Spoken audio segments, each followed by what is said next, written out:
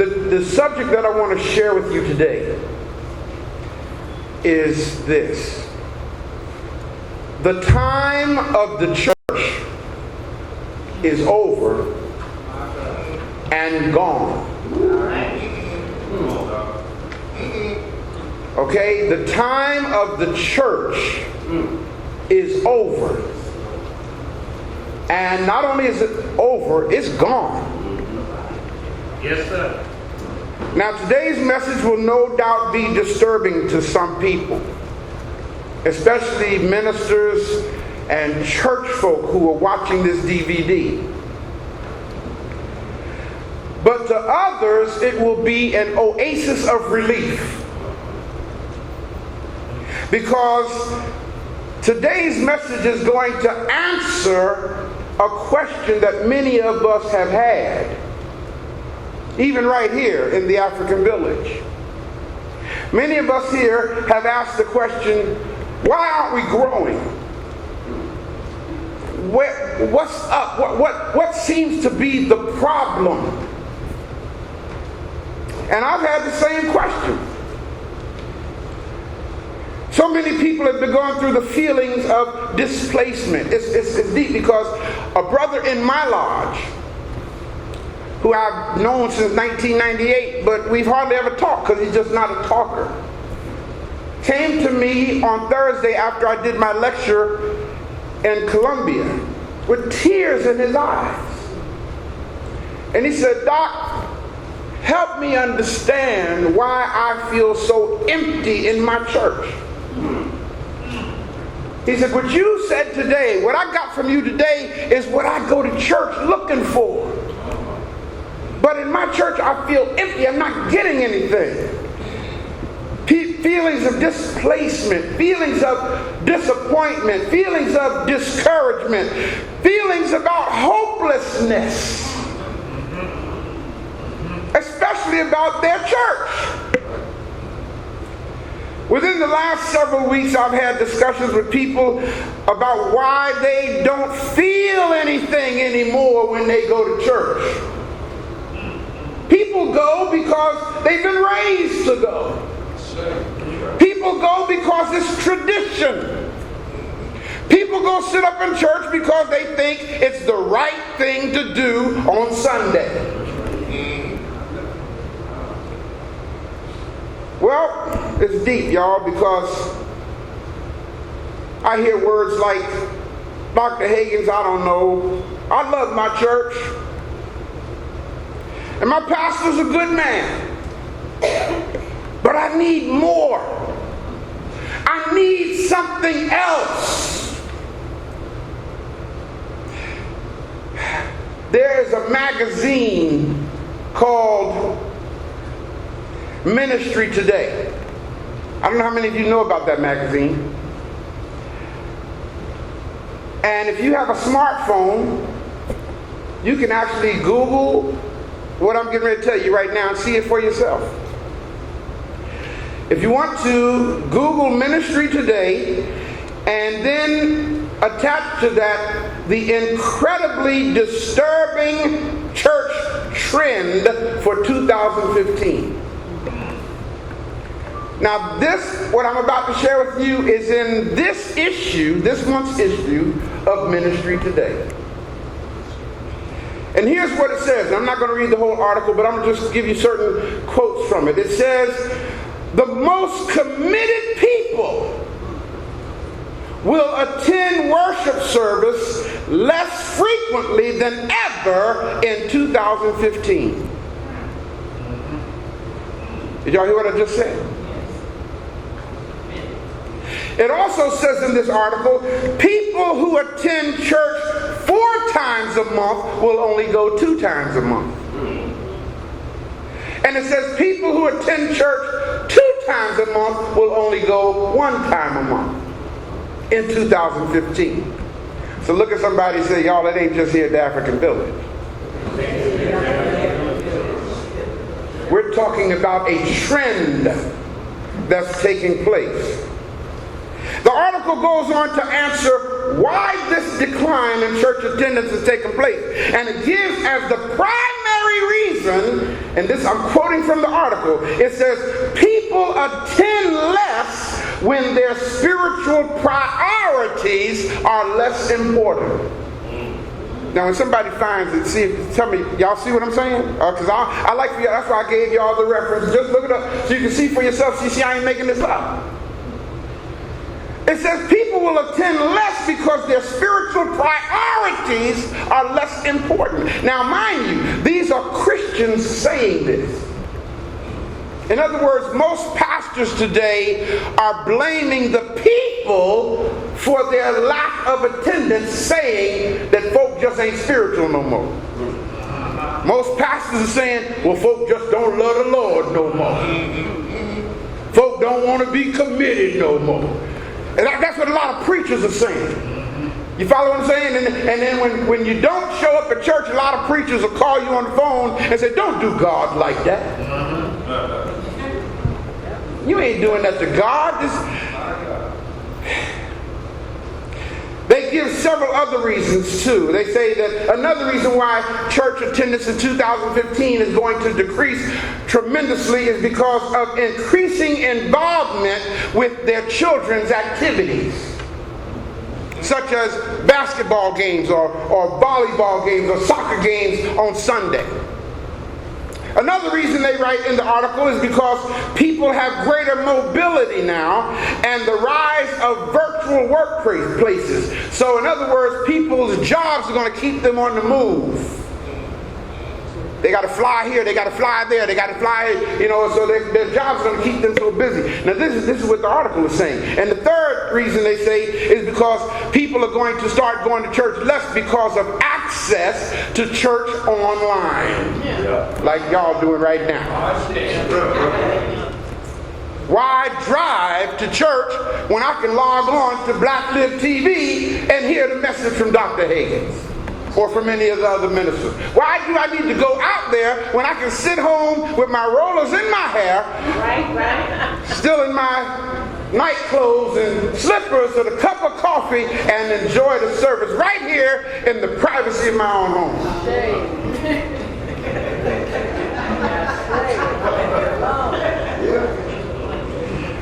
Yeah.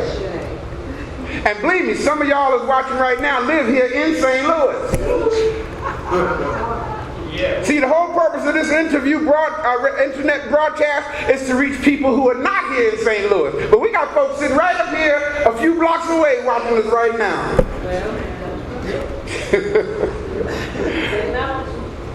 Yeah, technology. Well, brothers and sisters, the ancestors, the universe has been dealing with me about this. If y'all remember some years ago, in fact I think it might have been, this is 2015, I think I did this message in 2003, so that would have been what, 12 years ago, I did a message called The Demise of the Christian Faith. Because the universe is speaking to me, and I'm still getting it, but last night as I was working on this, it really came clear to me what the problem is. And it's not really a problem. It's a problem to those who don't understand what's going on. Yeah. So let me help you understand what's happening so you can deal with the transition a lot better. Can I go into history for a minute? The religion that we know as Christianity, which is the religion that created what is known as the church. The religion called Christianity came into its existence at the beginning of what is called the Age of Pisces. Now, I'm not an astronomer. I'm not an astrologer. I'm a psychologist. I'm a musician. But in reading a little bit about the movement of the heavenly bodies, which is how our ancestors used to live, y'all. That's correct. Come on. That's how we lived. We were a stellar people. Yes. We made life decisions, life choices, whatever by the movement of the stars in the sky. Well, the age of Pisces lasted for 2,000 years. Before the age of Pisces, it was the age of Taurus, the bull. So, of course, in the Old Testament, supposedly, we hear about something called the golden calf, or worshiping the bull or the cow.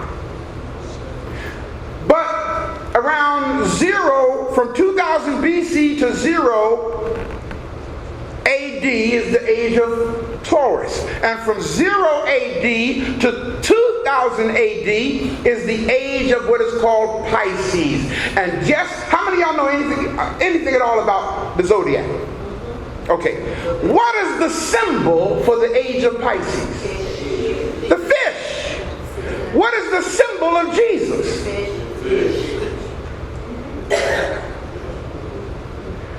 The fish that y'all see on the back of people's cars. Got me? Isn't it deep that this dude said, if he had actually existed in the literature, he says, follow me and I will make you what? Fishers of men. He took 2 fish, Pisces, and 2 loaves of bread, which represents feeding the masses, and fed 5,000 people. Now here's the deep thing about it. Once you understand that the church age is the age, or was the age of Pisces, then you understand why I say the time of the church is over and gone. Got me? Because guess what, y'all? We're not in the age of Pisces no more. Right. Okay? In 1968, they came out with this musical called Hair, and then one of the songs in the musical was, "This is the dawning of the age of Aquarian." White folk were singing that while we were still jumping around thinking we in the age of Pisces. Now let's get real deep with this and let's do some biblical application here. Talk. Show you how they coded it right in the Bible. Matthew, the 28th chapter, verses 19 and 20. I could go ahead and read it, but I want somebody else to read it because it just sounds better when one of the ministers read it. I like the way that sounds. Matthew 28, verse 19 and 20. What does it say, Karen? Go ahead. Go ye therefore. Now I'm sure y'all heard this. We were drilled, at least I was drilled on this, and I drilled the members of my church when I was preaching Christianity on this. This is called the Great Commission. Read it. Go ye therefore. Go ye therefore. And teach all nations. And teach all nations. Baptizing them in the name of the Father. Baptizing them in the name of the Father. And the Son. And of the Holy Ghost. Now check out this part. Go ahead. Teaching them to observe all things. Teaching them to observe all things. Whatsoever I have commanded. Whatsoever I have commanded you. Now here's the deep part. What does it say? And lo, I am with you. I am with you always. Don't read the rest of it. See if the folk know it. What does the rest of it say? So y'all are programmed with it too, huh? And lo, I am with you always, even to the end of the world. Now, what has messed us up is we took those words and applied our English vocabulary to it and got us all warped as far as time is concerned. Because the phrase, even to the end of the word world in that verse is not the word cosmos. The word cosmos means the earth, the globe that we live on, the planet. And we think that means, lo, I am with you until the planet is destroyed. And since the planet ain't destroyed, many folk thinking he's still with us. The word world in that verse is the word aion, which means the age. Now, if you look at it in another translation, anybody got another translation? What does it say, Minister Sharon, in that under different translation? It says right up until the end of the age. Right up until the end of the what? Age. Say it louder, man. Age. You still looking down. Tell the folk what it says. Age. A-G-E. I am with you until the end of the age. I know. But that was the Piscean age. Are y'all getting this? Which means I ain't with y'all no more.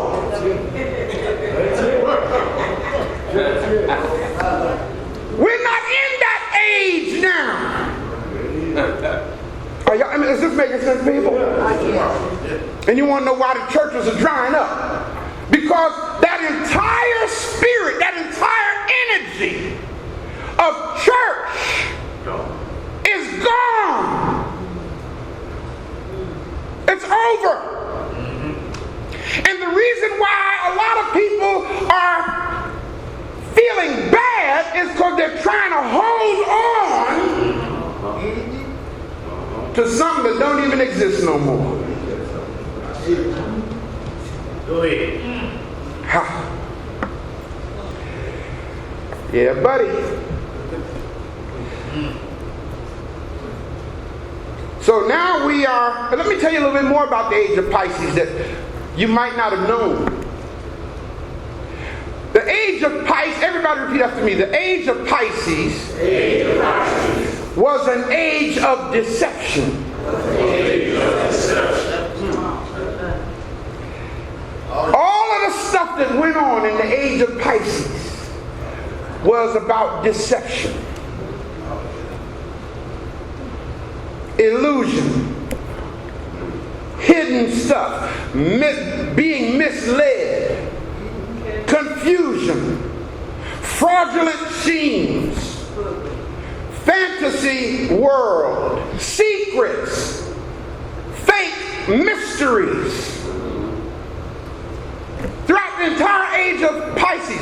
So from 0 AD to 2000 AD is when we have all of the stuff that went on in our society, the formulation of the church, which made up a lie.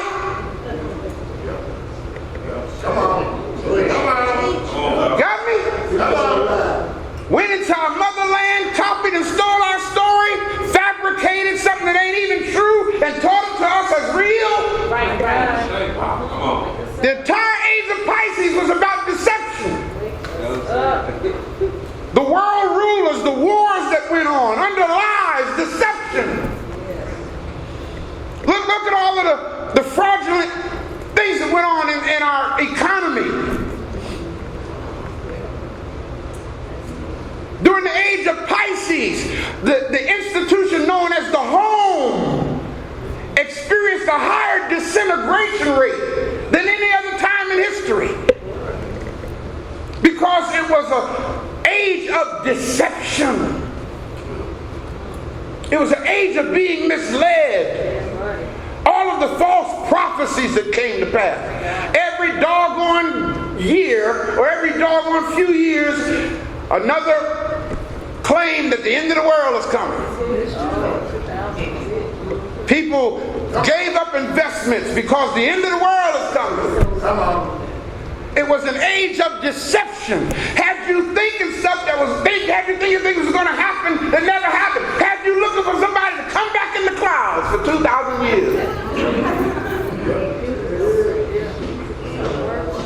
According to the story, almost 2,000 years ago, this dude went up in a cloud, supposedly, and told the folk, I'll be back before y'all can even get through the cities of Jerusalem.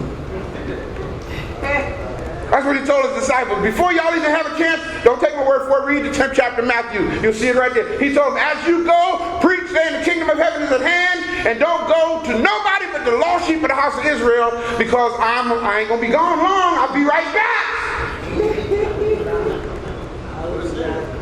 and then put us in a mind spin. Had us waiting and looking. Because he said, be ye also ready. Because you know not the day nor the hour that the Son of Man is coming. Imagine for 2,000 years, people sitting around.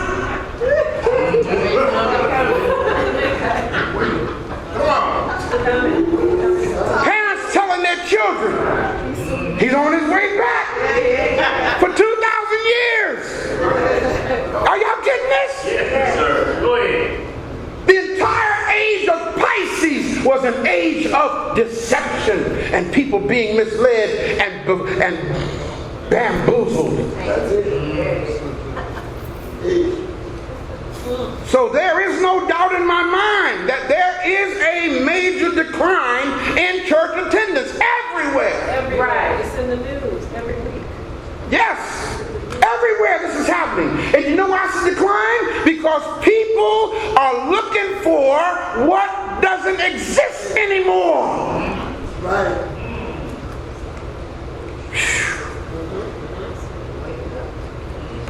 People are becoming disgruntled, disconnected, dissatisfied, displeased, unhappy, irritated, and angry with their church. Angry with the organization that they have supported because people are finding out that they have been deceived. Do y'all not know that people are starting to file lawsuits now against churches and preachers because preachers have been telling them for the last 2,000 years, if you give, it'll be given back to you 100-fold, pressed down, shaken up, and running over. And people ain't got a damn thing back yet.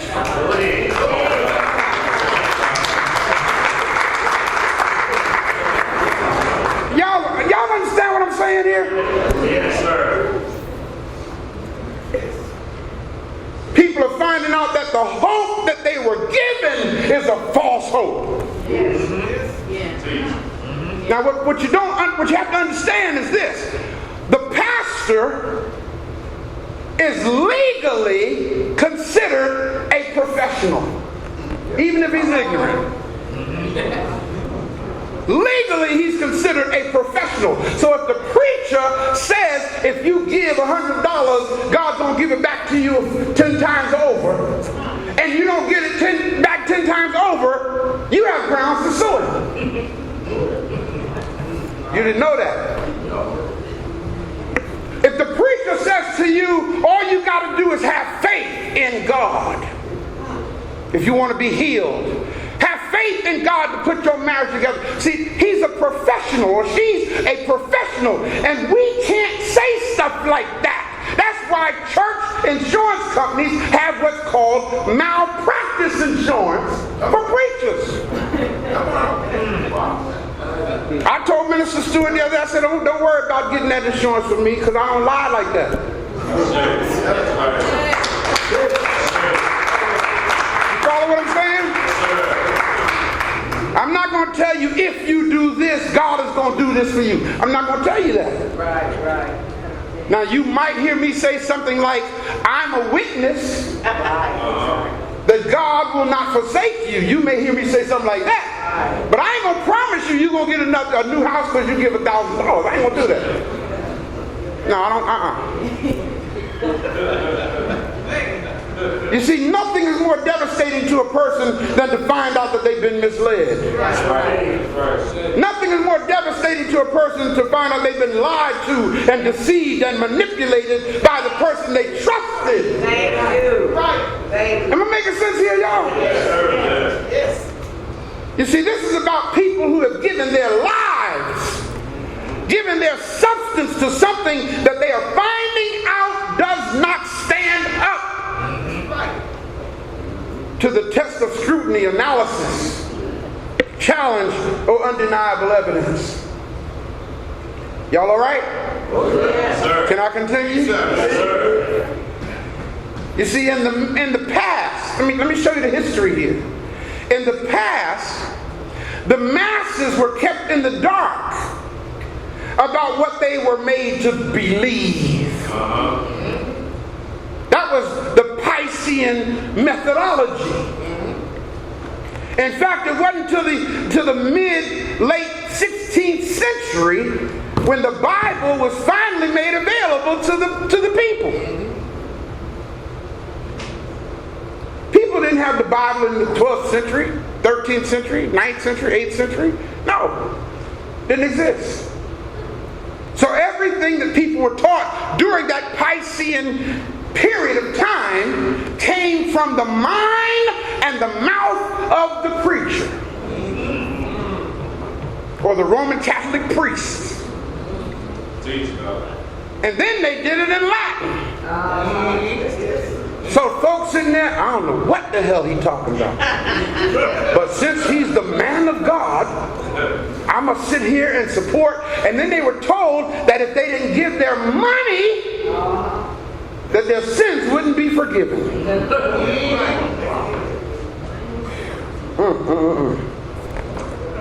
In fact, don't take my word for what I'm saying. There was a man, they simply called him the Bishop of London.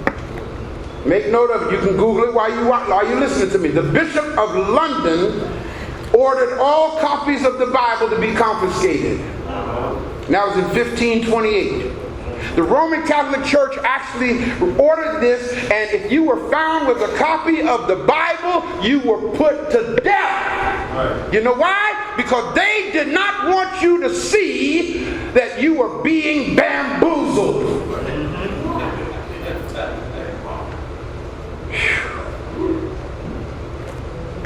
What does a person do when they find out after all these years? Y'all know how many people, even today, because they still think they're still holding on to a lie? Yes. You know how many people today will travel great distances just to drink a little thing of grape juice in a cup? It's called communion. What does a person do when they find out that communion was not instituted by so-called Jesus Christ? As often as you do this, do it in remembrance of me.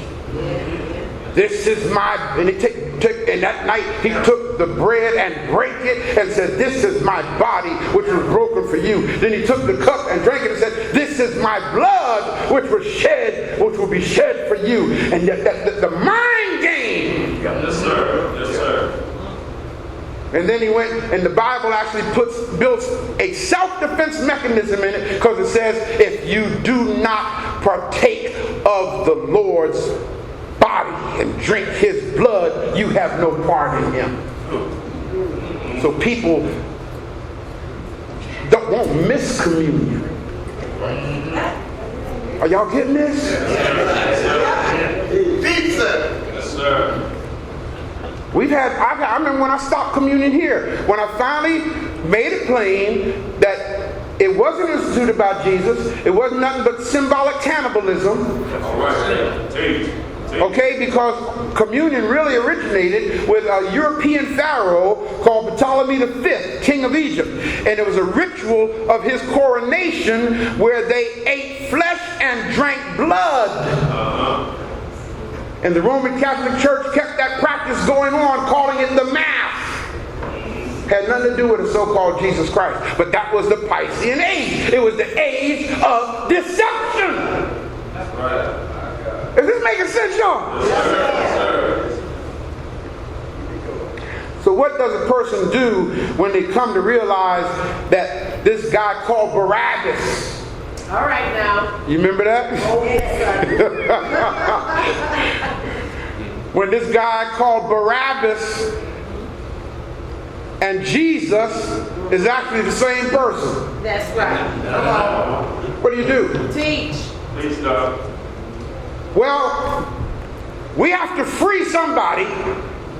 Here's again the age of deception. Yes, yes. So according to the Bible, we were taught that the people said, well, give us Barabbas. And Pilate said, well, what shall I do with Jesus? And according to the Bible, under deception, the people said, crucify him. you growing up that Barabbas' first name was Jesus. They didn't teach you that. No, they didn't. They didn't teach you that Barabbas is two words. Yes. Bar, which means the son of. Yes. Abba means the father. So when you put all that together, Jesus, the son of the father, Well, all right. deception. Yes.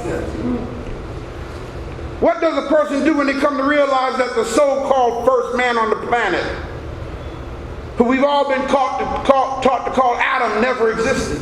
I know it. Come on now. What do you do? See, that's the Piscean age.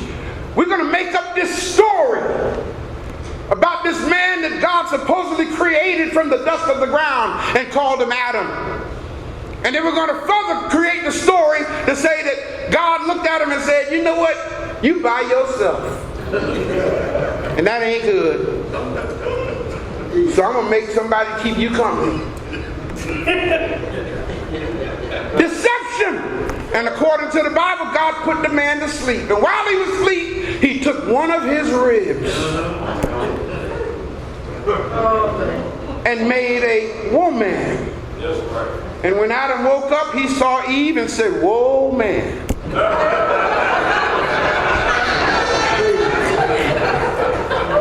Because she was naked, you know that, right?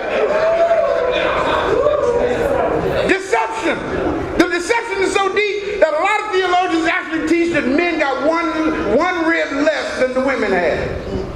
Because God supposedly took one of the ribs. Man, the Piscean age got us all messed up. Yeah. According to the science of astronomy. Now let me share something with you. Don't take a word for it, research it for yourself. According to the science of astronomy. And again, brothers and sisters, who gave astronomy to the world? We did. Our ancestors. Yes. We are a stellar people. According to the science of astronomy, the earth rotates on an axis. And the line going through the center of the earth has a slight wobble to it. So it goes through this circular wobble once every 24,000 years. That's right.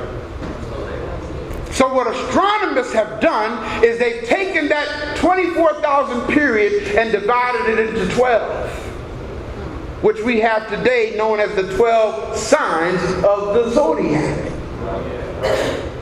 And each sign lasts approximately 2,000 years. Am I making sense here? Yes, sir.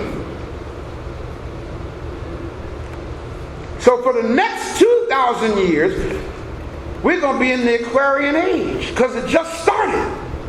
In other words, y'all, I want you to understand, this is some deep stuff. See, we are the transitional generation.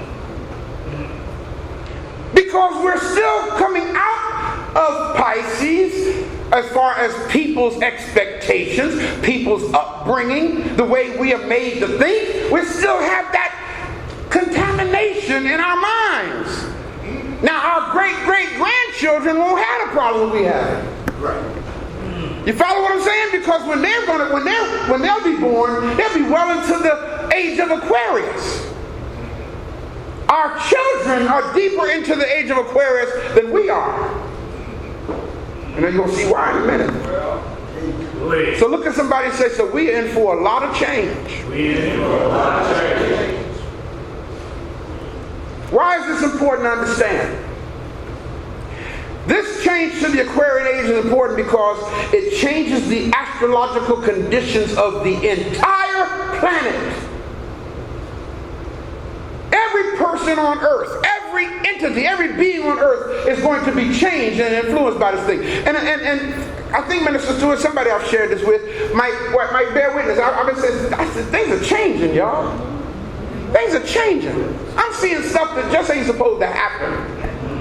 I'm seeing dogs and cats playing with each other. In the Piscean age, dogs chase cats. A cat will see a dog and take off running. It's a new day now, because now the cats are chasing the dogs. Don't take a word for go on YouTube and see how dogs bark at cats. And that cat let him know he ain't running from him and come back. And the dog take off running. Almost speak English. Ow, ow, ow, ow, ow, no, no, no, no, no, no. It's a new age. I see birds and cats playing with each other. What is supposed to naturally be opposing forces are now coming together in harmony. This is the age of Aquarius. Somebody Google the lyrics, please, right quick, for the song, The Dawning of the Age of Aquarius. It starts off by saying, when the moon is in the 7th house and Jupiter aligns with Mars. I think the rest is, then peace will do something to the planet. Let me know when somebody gets it, because I don't want to quote it wrong. While you're looking for it, let me finish telling you about this age we just came out of. And follow this well so you'll understand this. The Piscean age was dominated by something called hierarchy and power. How many of you ever heard this phrase came out of Shakespeare's Hamlet? To be or not to be, that is the question. That was Piscean philosophical thought. When the moon is in the 7th house. What does it say? When the moon is in the 7th house. When the moon is in the 7th house. And Jupiter aligns with Mars. Then peace will guide the planet. Check it out. Then peace will guide the planet. And love will steer the stars. This is the dawning of the age. Did y'all get those lyrics? Okay? Now see, what's happening is those who are in tune with what's happening are falling in line with that. Those who refuse to accept what's happening are going through some serious changes. Instead of peace being in our communities, it's violence. Right. Killing. Wars. You got folk who understand this is the dawning of the age of Aquarius, and they're saying, y'all, let's come together in harmony and peace and love. Harmony and understanding. That's what it says, harmony and understanding. Yes. Sympathy and trust abounding.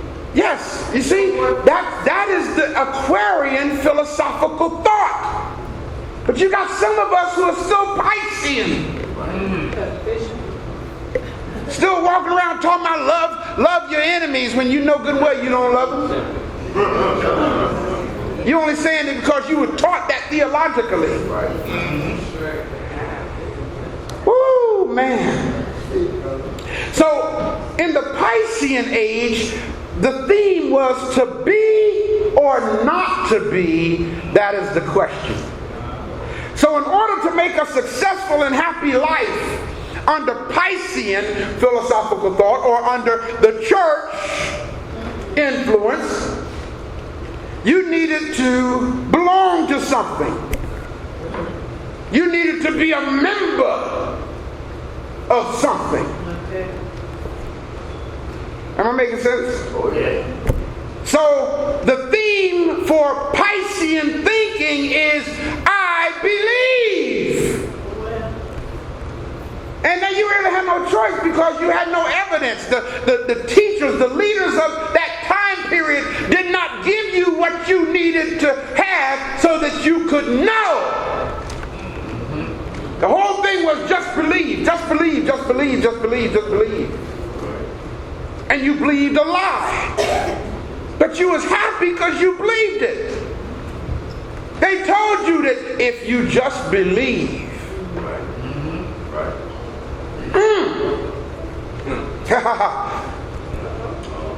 If you just believe.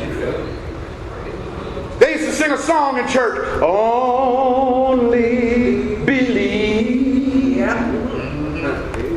Only believe.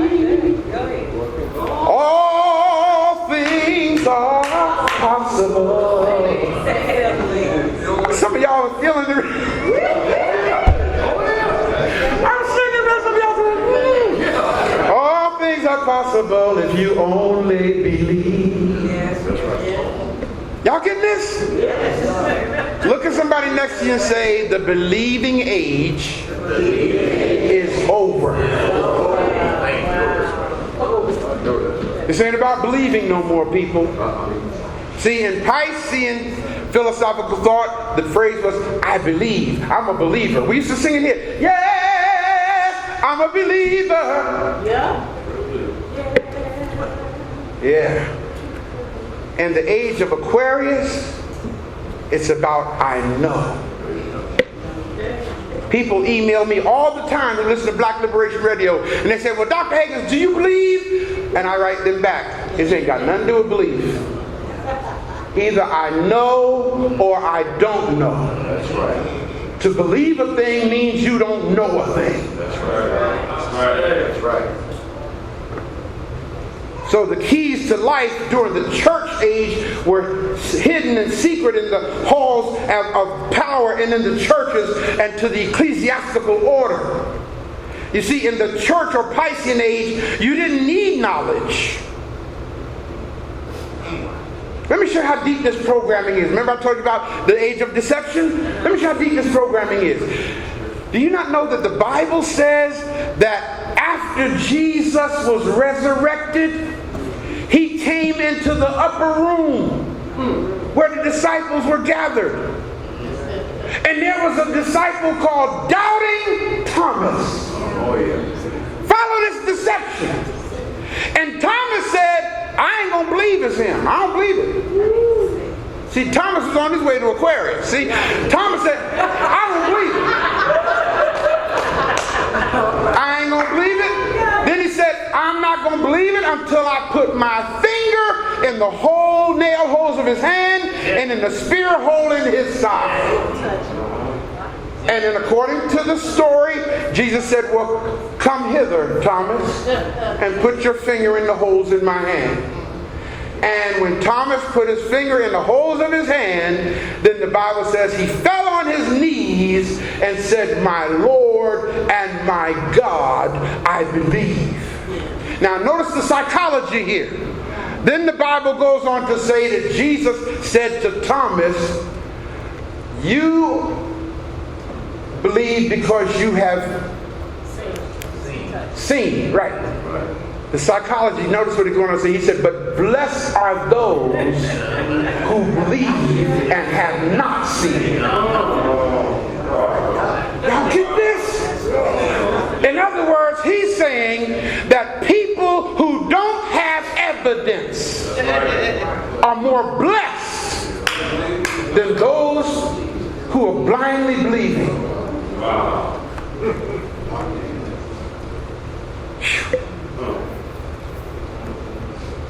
If you don't believe, if you don't see, you're more blessed if you believe. Look at somebody next to you and say, if you believe blindly, you are acting like a fool.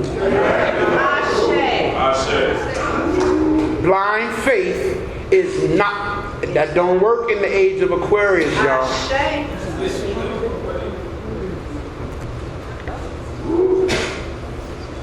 See, this was the foundation of human consciousness and experience for the last 2,000 years. Everything, now follow this, and I fit in here too. Everything that we learn from our parents, that they learned from their parents, who learned it from their parents. Going back for the last 2,000 years, it was structured, influenced, and shaped by the church. Or the age of Pisces. Everybody say this with me. And now all that is changing. What is uncomfortable for many is that the Piscean or church way of doing things is all that most people know. Say what? The Piscean Age, the church way of doing things, is all that most people know. Right. And how many times have you heard me say, you can't teach what you don't know. You can't even talk about what you don't know. That's right. And we are the transitional generation. So we're going to go through changes. Yes. Woo! The changes that we're going to keep going through is because we keep trying to hold on to what we know. That's common. That makes sense. We do that as people. You hold on to what is more comfortable to you. That's right. Now the problem is when you're trying to hold on to what is gone. It doesn't exist anymore.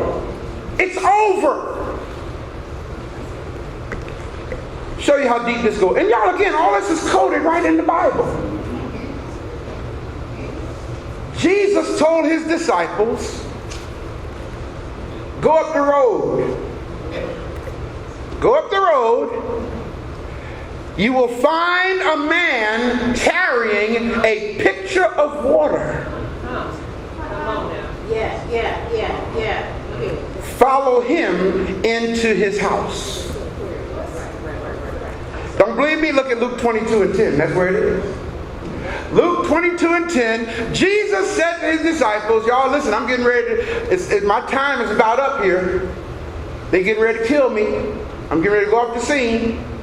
But what I want y'all to do is go up the road a little bit and you'll see a man carrying a pitcher of water. What is the zodiac sign for Aquarius? Water. The water bearer, a man carrying a pitcher of water. And the verse says, follow him into his house. Do y'all see it there yet? Anybody see it? Did anybody pull up the scripture and see it? Follow him into his house. You see, people still have the church or Piscean mindset. People that still have that mindset, follow me, will not be able to smoothly transition into the Aquarian period of time. And the reason why is because you'll find it hard to agree with or even trust those who are not staying within your parameter or circumference of awareness. Y'all getting this? He's operating outside my parameter of thought. That's because we're in two different time periods, dude. I'm one of the messengers to take us into the age of Aquarius. Another message I preached, I don't know if y'all remember it. Remember I preached this message, no more church? Yeah. Y'all remember that? No more church? The demise of the Christian faith? The ancestors were speaking through me. I didn't understand, but now it's clear. Yeah. Now let me tell you about the age of Aquarius as I get ready to close this. The Aquarian Age is not dominated by belief like the Piscean Age is. The Aquarian Age is dominated by information. The key to the astrological sign of Aquarius, as I told you, is not I believe, I know. We are now in the age of information, family. Ain't nothing a secret. Ain't no more secret knowledge. No. All you got to do is sit at your computer terminal and find out anything you want to know now. Say that. Even where people live. Their address. Just type in their name and it all comes up. Their phone number. Yes, sir. You can type in a person's name and tell you who's related to them, their children, and all that kind of stuff. All information is available right at your fingertips. Where the Piscean age was what's called an organized vertical structure, up and down hierarchy. The Aquarian age is horizontal. Everybody's on the same level of ability to learn. That's right. There's no excuse for being ignorant now. That time is gone. See, in the past, the preacher didn't teach us that. That's right. When I came to this city, one of the things preachers were saying about me, ain't nobody ever heard no mess like that before. Right. Where he come from talking all this stuff? Right. But they were still in that Piscean thinking. That they didn't learn it in Sunday school, it don't exist. Preacher came against me here. I was in his library. I said, man, and he said, Hagins, no, where you get that stuff from? I said, it's in that book right there on your library shelf. That book right there, Doc. Let me show it to you. I got the book off his library shelf, opened the book to the page, put it in front of me. He said, I don't want to see that. That's right. I don't want to see that. He looked up and said, I don't want to see that. That's right. You know why he didn't want to see it? Because it would have meant change. That's correct. See, once you find out stuff that you didn't know, you got a decision to make, dude. Yes, sir. Because knowledge brings change, like it or not. In this new age of Aquarius, the focus is no longer on your identity and existence. Who are you? I'm a deacon in my church. That stuff don't matter no more. That's the Piscean age. And see, you'd be surprised how many folk have said to me, Doc, I want to come over to the Afrikan Village, but I'm an officer in my church. And they turn around and come to me months or years later, I ain't getting nothing out of church. Then what you an officer there for then? Why are you still, thank you, why are you still there? You see, in the Aquarian age, it's not about your identity and existence in order to be or not to be. Now, it's on accepting who you are as a person. See, in the Piscean age, we experience validation from other people. And we look for that. We look for other people to validate us, honor us, recognize us, pat us on the back. Look at somebody next to you and say, that time is gone. You need to know who you are so you can look in the daggone mirror and acknowledge and pat yourself on the back. You don't need to be validated by somebody else. That's right. Know who you are. Know what you are. Respect your skills and abilities. Don't do stuff to be seen. Do stuff simply because it's the right thing to do. Buddy, in this new age or time period, it's not about being recognized in an organization. It's about the fact that you are ready to accept the fact that you have knowledge, you have wisdom within yourself to sustain yourself. Let me use an analogy if I can. This is the best way I can make this clear to you. In the Piscean age, it was about you being a car in the train, a train car. And you looked for the locomotive to pull you behind down the track. Come on, God. Y'all getting this? But now we in the age of Aquarius. Ain't no more locomotive pulling all these doggone cars down the track. In the age of Aquarius, you ought to be your own locomotive. Not a car waiting for the locomotive to pull you down the track. Y'all ain't getting this. That day is gone, man. It's your responsibility to stay on the tracks now. Now the thing is, how do you do that? That's where the teacher comes in. Y'all be surprised surprised. In fact, I forgot to bring the audio clips, so I wanted you to hear it. You'd be surprised the people that call and email me every week saying, Dr. Hagins, thank you. You set me free just from listening to an internet.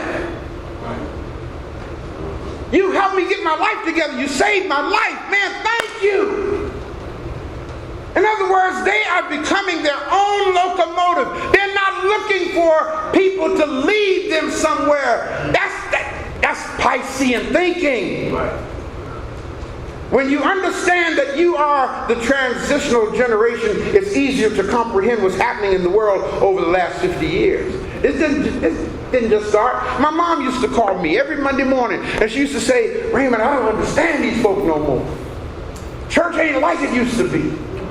And I couldn't break it down to her then. She said, folk just ain't faithful no more. Folk just don't want to come to church no more. And I couldn't tell her why. All I could say is, I hear you, Mom. And then she'd turn around and say, I'll be glad when the Lord come back. But when he come back, we ain't going to have to put up with this stuff no more. And I say, I hear you, Mom. That's all I could say. And you know what? I don't know if she would have been able to grasp if I could have explained this to her. You know why? Because her assignment was during the Piscean time period. Got me?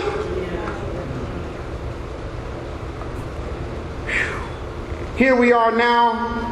It's about self-awareness now. We hear more talk about self-improvement now. Folk are getting into yoga like never before. Folk didn't get into yoga in the Piscean age period. Folk went on a shut-in. They fasted. They got to church on Friday night and stayed till Sunday. We going on a shut-in. Folk could get their pillows and their blankets, going to church so they could sleep on the pew. Because they want to be in the presence of God. But now in the Aquarian age, you understand that the presence of God ain't got nothing to do with this building. Are y'all getting this? Yes, sir. In the Aquarian age, you understand that the energy of the universe is in you. Yes, sir. Yes, You don't have to come here to get power.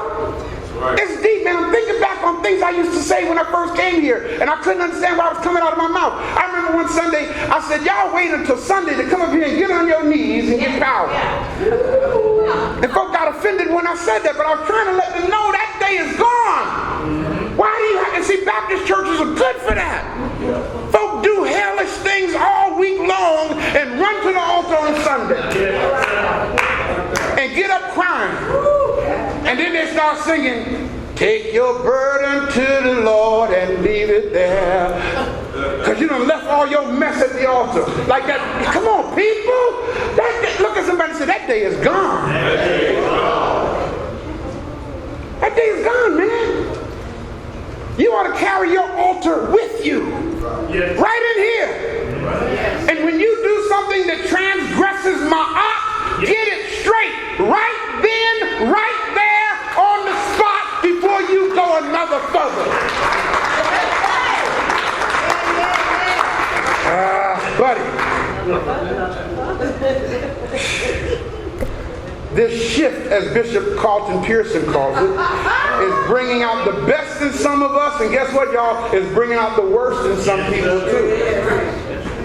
Some people have already prepared themselves for this change of time period administration by being sensitive to the move of things. Others are stubborn and intimidated by the changes that are taking place. They don't understand what's going on, so they want to return to the golden age of the way things used to be. Let us all go back to the old landmark. Let us all go back to the old landmark. Let us all go back to the old landmark where we're singing in the praises of the Lord. Now what's deep about it is the churches that sing stuff like that got about 3 or 4 folks sitting up in there. And then you know what they do? Let me show you how they play the game with themselves, Joe. They psych themselves out and say, well, ain't but a couple of us in here tonight, praise the Lord. But the Bible says, where there are 2 or 3 gathered in my name, there I am in the midst of them. Hallelujah!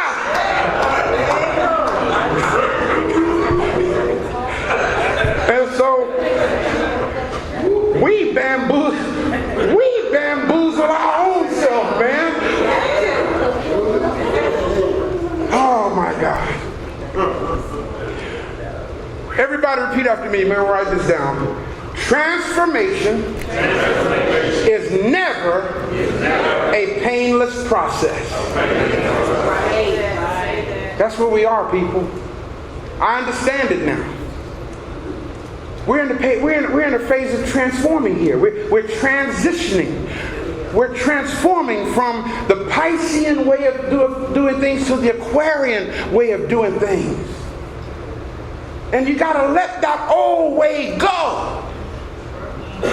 One of the worst things you can do is try to move into a new way, holding on to old stuff. That's right. It don't work. People do that with relationships. People meet somebody new, and they bring all their old memories with them into the new relationship. And they look at each other and say, why are you acting like that? And the other person say, what? Acting like what? I know what's going on in your mind. How you know what's going on in my mind? Huh? How you know what's going on? What are you talking about? I ain't stupid. Don't try to act like I'm stupid. I ain't no fool. That's old baggage coming with you into a new house. Let me move on. I better move on. Okay. Oh, buddy. All right, I don't know what made me go there. Yeah. Whew. Transformation is never a painless process. In fact, look at it this way. How many of y'all have ever done a detox before? A body detox. Think what happens to your body when you're detoxing. When you first start detoxing, when you first started, you don't even feel a change for the first couple of days. Okay? But around that 3rd, 4th day, your body starts going through changes. And the changes can be so severe that you begin to doubt the detox. You say, maybe I'm doing something wrong. No. Your body is getting ready to get rid of all that stuff that's been piled up in your colon for the last 5 years. Say that. Grab what I'm saying? And so your body is breaking that stuff loose so it can come out of you. That's right. That's what detoxing is. So moving from the Piscean age into the Aquarian age, we have to detox our minds. We have to detox our spirit so that we can flow comfortably into this new period of time. See everybody on the planet going through a detox, and you want to know why folk are angry. People are detoxing. Socially detoxing. Academically detoxing. Spiritually detoxing. And you want to look at each other and say, you full of. Yeah. Because you're detoxing. You ought to say, yeah, you're right, I am. But it won't be long before it's all out though. Let them know I'm getting ready to get rid of this stuff, Jack. I'm getting ready to clear up my skin. I'm getting ready to get more energy. I'm getting ready to clear my eyes up. Next time you see me, my eyes going to be bright. They ain't going to be brown. That went over some people's head. Some people got it though. In other words, brothers, like really close, the more you understand what is happening, the more you can go through the changes of transition here without losing your balance and stability. Yo, let me be honest with you. I am so thankful to God for giving me this in my spirit. Because it helps stabilize me. It's like I'm saying, God, what's going on? What's going on? Because see, we got to remember, I grew up under a Piscean philosophy. Right. Now seeing the Aquarian philosophy is like, I see what my mom even said when she preached here, unconscious preparation. I see where I was going all along, but I was traditional in my behavior. Do you understand what I'm saying? So now what we must do is navigate through our transition. Yeah. And the best way to do that is, first of all, understand that we can't do that. Look at somebody next to you and say, we can't navigate through this. Look back at them and say, you have to navigate through this. It's personal. You follow what I'm saying? In other words, the awareness that I may get to navigate through this, okay, I can't make you like that too. You have to get it for yourself.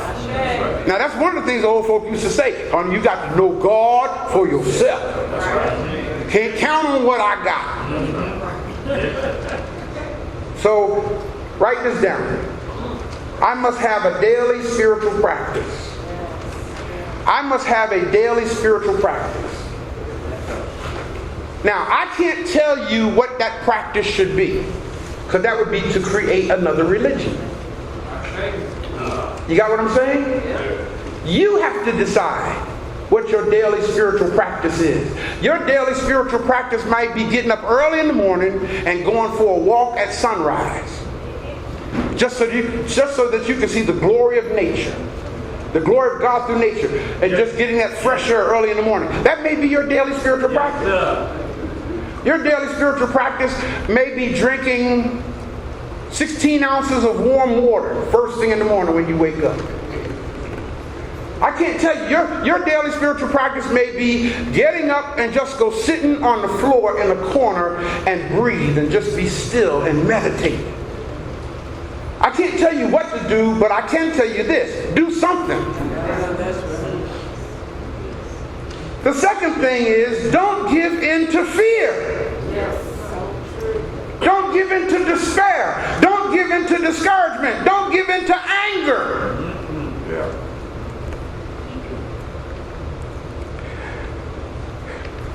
Am I making sense? See, what happens, y'all, is when stuff starts happening and we start going through a spiritual detox, a social see, trust me, when you start detoxing socially, that means a lot of folk that used to hang on to your... I know that. You have to get rid of them. You detoxing. Yeah. In fact, you'll find out that some people are just toxic. Some people are just toxic. Some people is just straight up negative energy. And they love to attach themselves to you because you're positive energy. Now the deep thing about it is, if you're not careful, they will drain your positive energy. So in your detoxing, you may have to let some folk go. Even if they're members of your family. Because they're draining you. So true. Don't give in to fear. You know what, y'all? I'm so tired of... I almost deleted my Facebook account the other day. Because ain't nothing but so much negative stuff on there. And now I'm at the place, when I'm scrolling through my Facebook page, all I see is people posting people fighting. And I'm so weary of watching people take their cell phones and record people getting beat up instead of helping them or assisting them. I was watching the other day on Facebook, this lady was in a horrible car accident. And the person who ran over to the car, over with their phone, recording her in the doggone car instead of calling 911. And then put it on Facebook. That's the society that we're in. We got to detox ourselves from this stuff. So I'm at the place now, and I put it out there, I said, you know, I'm just going to, you post somebody fighting, I automatically delete you. Real simple. I don't blame you. Got to get that out of my viscera. I don't want that in my space. Yes, yes. You can't watch the news. Ain't nothing good on the news. Nothing good on the news. But you got some folk who won't miss it. They won't miss the news. They need to know what's going on, so they can call you and tell you what's going on. Child, did you hear about that man that got shot and killed? What man? I don't know. I don't know. It was on the news. I figured maybe you knew.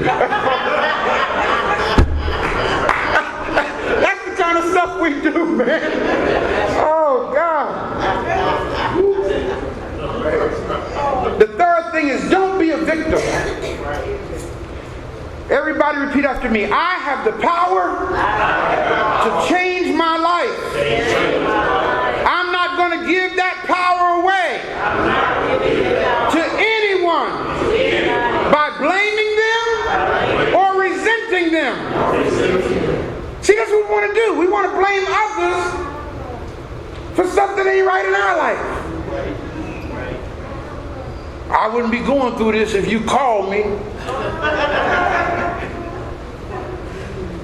You know, you're responsible for your own happiness, people. That's right. You are responsible for your grace. Right. Don't buy into any view of reality in which you are not 100% responsible for making your life work. Can't nobody make your life work but you. You ever hear this phrase? I'm looking for somebody who's going to make me happy. You ever hear that before? You're going to be looking for a long time. See this? And see what happens is we confuse being impressed with being happy. We meet somebody and we get impressed. And we think, oh, they can make me happy. No, you were impressed. Give it about 6 months. When you find out that first impression wasn't a real person, that was the mask that you met. Okay? The fourth point is this: be a source of light to someone else. Be a source of light to someone else. Now, follow this well. Don't take that and run with it. I didn't say be a flashlight or a floodlight. I said be a source of light. Have enough sense to know when a person only needs a candle. Did y'all get what I just said? Yes, I meant to say thank you, Elder Lucas, because you spoke so good today. Have enough sense to know when a person only needs a candle. We want to go in with a floodlight. And we end up doing more harm than good. If you remember the message I did, Living in the Dark, I started the message off this way. I said, when a person has lived in a cave for so many years, and the sun, the light, suddenly appears, the sun does more harm than good, because that which is designed to help them see ended up blinding them. Did you get that? Because all their eyes is used to is the dark. Ignorance. That's what dark represents. So you come along with a floodlight and you want to rescue them from their ignorance, and you end up destroying them and blinding them. It's better to come with a candle. Give them a little bit of knowledge. Got what I'm saying? That's what I said. The more people who consciously choose to embrace the Aquarian time period, the easier this transformation will go for not just you, but for our communities as well. Find a way to spread your light.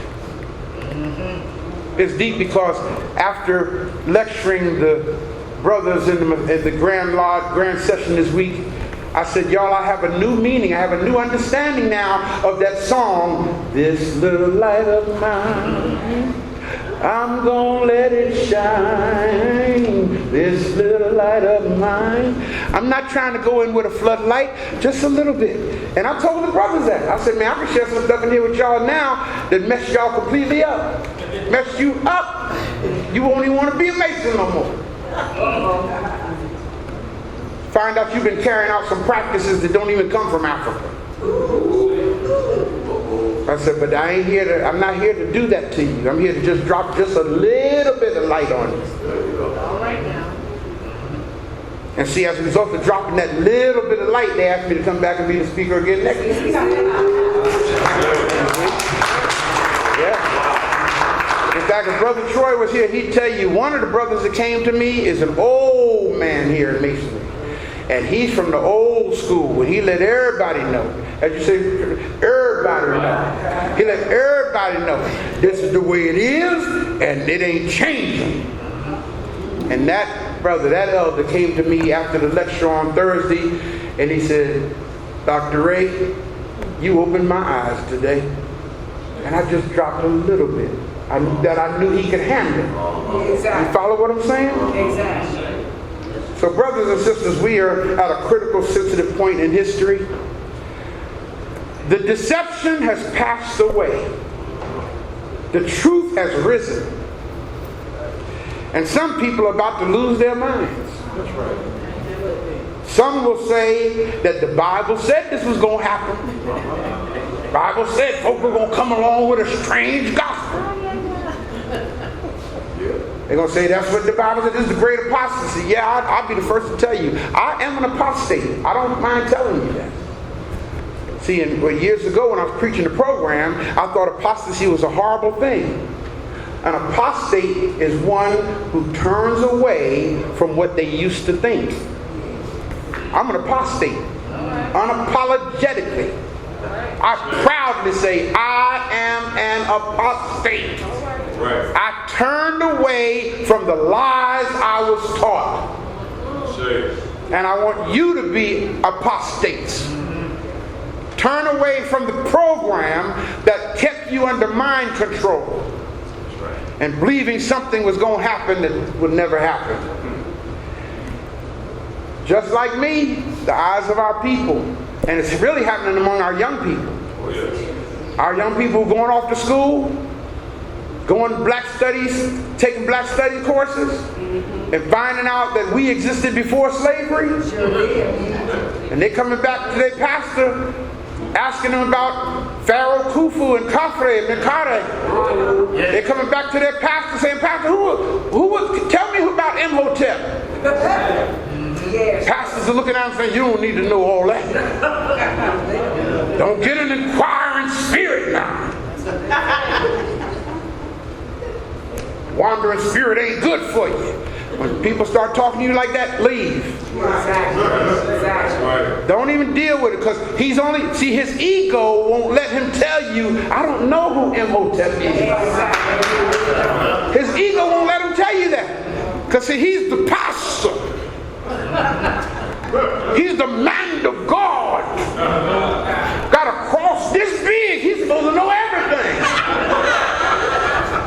He ain't gonna let you know he's ignorant. Yeah. So no longer can you allow yourself to be psychologically and spiritually deceived. No longer can you walk around in the darkness of the propaganda and psychology of a people who have no knowledge of the things of God anyway. Y'all grabbing what I'm saying? Yes, sir. No longer can you attack and destroy each other in the name of a religion that you didn't make up. That's right. Come on. No longer can you continue to give your finances. I need to be talking to y'all out there. You don't need to be continue to give your finances and your support to a ministry that ain't helping you grow. Right. Sitting in church, that's the only place that we go to where we don't learn and we keep paying for it. Are y'all hearing this? We got folk who've been sitting up in church 30, 35, 40, 45, 50 years hearing the same 5 doggone sermons over and over and over and over again, waiting on the Lord to come back. And you pay your tithes before you pay your bills. I ain't gonna lie to y'all, that disturbs me. That disturbs me that there's so many churches around here teaching the lie religiously, getting great financial support. And then we have a place where the truth is being taught and we can't pay our bills. Something wrong with that picture. No longer can you continue to give your support to that kind of a program. No longer can you expect a God who doesn't even look like you to make things better for you. Y'all know we look for a God that don't look like us. You know that, right? That day is gone, man. That day is over. Now you look in the mirror and see the expression of God. Yes. At least you ought to. You want to see God? Go look in the mirror. Yes. I say. Yes. And look at yourself and say, "Ooh, I'm a good-looking God. Look at me. I am fearfully and wonderfully made." Look at yourself. Stop putting yourself down. You're not a sinner. You weren't born in sin. That's right. You weren't born depraved. That's right. You were a gift to the universe. Are y'all getting this? Yes, sir. So hold your head up. Free your mind. Free your soul. Yes. Free your spirit and be the black man and woman that God called you to be. Yes. Ashe.